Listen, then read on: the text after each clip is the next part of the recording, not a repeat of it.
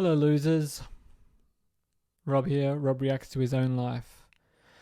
Today, I'm going to talk to you about leading, but a very different kind of leading that I experienced today. Here's where we're going to go. So first, I'm going to talk to you about 4 different kinds of leading that was introduced to me by my coach at the time, Anthony Parry. Then I'm going to talk about what it's like to embody one of those and to do that silently, and then some other reflections. All right, 4 kinds of leadership. I think this comes from the CTI leadership model. The first is leading from the front, and I believe the embodiment is this. Something like that. So one arm up, pointing where we're going, one arm behind, come follow me. Leading from the front, come follow me, this is where it is. Vision led. Moving into uncertainty, open body. Next leadership style is leading from the side, which is when you lead in partnership with somebody else. And the way that looks is like this. So imagine somebody next to me. I have their arm around me, and I have my arm around them. And we're both pointing. So we're both co-authoring the direction whilst being completely together. It's a beautiful embodiment. That's a nice way of thinking about it. Next one is leading in the field, which is if you imagine if you're a facilitator or you're running a room, and not leading from the front, something's already happening, but you have to give it direction and flow and movement. So leading in the field. I'm not sure about that embodiment, but it's more about having things around you. And the last, which is what I experienced today, which is leading from behind. So imagine with that embodiment, everyone's in front of you and you're shepherding them this way. Like they know where they're going, but you're just holding the bowl for them. Now, so if you didn't watch yesterday's video, what I'm doing today is that I went through coach training through CTI. And the first module is 3 days. Every module is 3 days. But the first module is called Fundamentals. And I did that some 2 years ago for myself as a participant in the room. But this time I was assisting, which means supporting everything that the room and that the leaders in the room are doing. So this is what the room looks like. You have the 2 leaders up the front, 2 chairs, and then some 22 people around. So that's where me and my assistant are sitting, at the back of the room. For the majority of it, we are not participating. We're not answering any questions. We're not saying anything. We are sitting there. And today, I would say we were sitting for some 3 hours overall in total time. But we are leading. Nisha and I are still leading in the process, even though we are doing nothing. So we have the 2 leaders up the front, and Nisha and I, we have like our spectrum of options is 1, we can be on our phone the whole time until we need it, or we can be completely present with what's happening, and we're not on our phones. Don't worry. So what I'm doing, what I want to be doing, my intention is to be fully present with everything that's happening in the room, because we are supporting the bowl, and our energy makes an insane amount of difference in how the room feels held. You've got the leaders up the front leading, and they'd be kind of leading in the field and leading from the front, probably a bit of both, and we are leading from behind, but for the most part completely silently.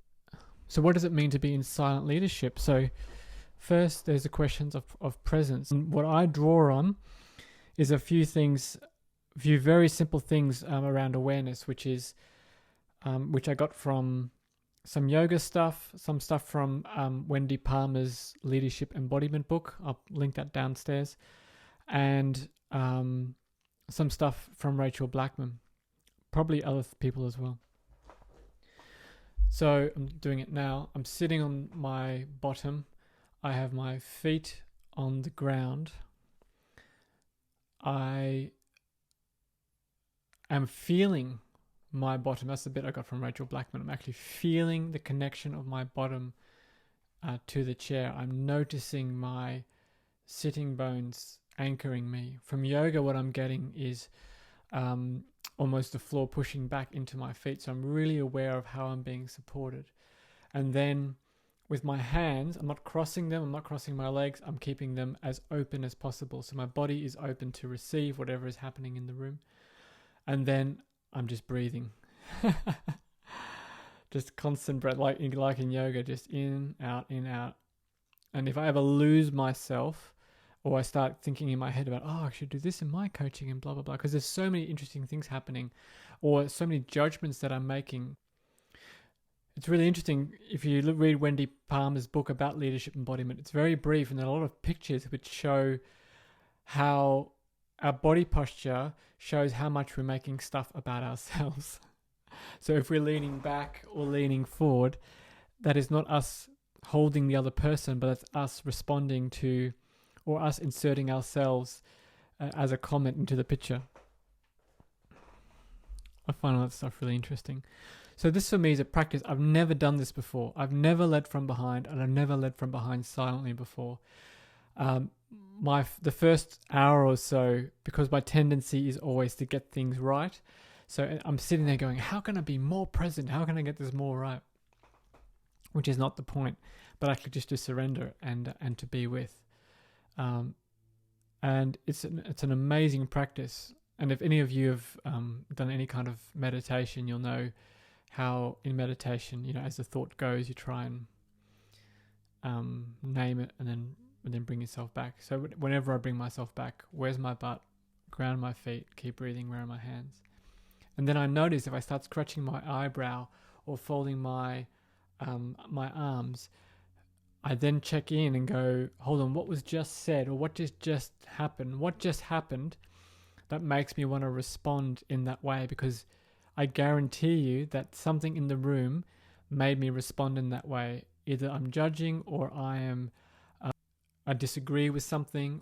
Something along those lines would have happened where I changed my body position in response to what's happened in the room. So that's a piece of information for me connecting. So this is a great practice. I've got 2 more days of it. Today was only half a day from 1:30 to 5:30. And the next 2 days I am doing full days.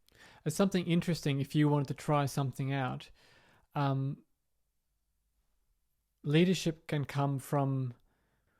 It's an interesting question, isn't it? Where does leadership come from? Is it an attitude first and then the body follows? Or can it be represented or modeled or embodied first and then the mind takes the attitude? And what I'm learning is that, in fact, by modeling the body, it can take you into a place much quicker. Sort of a fake it till you make it, or my preferred reframing of that statement, be it until you are it. If you're embodying something, if you're embodying listening and embodying openness, then your mind will go, we're listening now, and it will respond accordingly. If we sit like this and we go, I gotta listen, we're making life so much harder for ourselves to do that. So I have you to consider that maybe. Have a think about that. If you're thinking about the next meeting you're in, notice how your body is and how your posture is and what that's saying about your attitude to it, and be curious about what you can do in your body or with your body to invite the attitude you want to hold to the other people in relation to the other people in the room. It's all pretty cool, isn't it? It's awesome. All right, more tomorrow. Good night.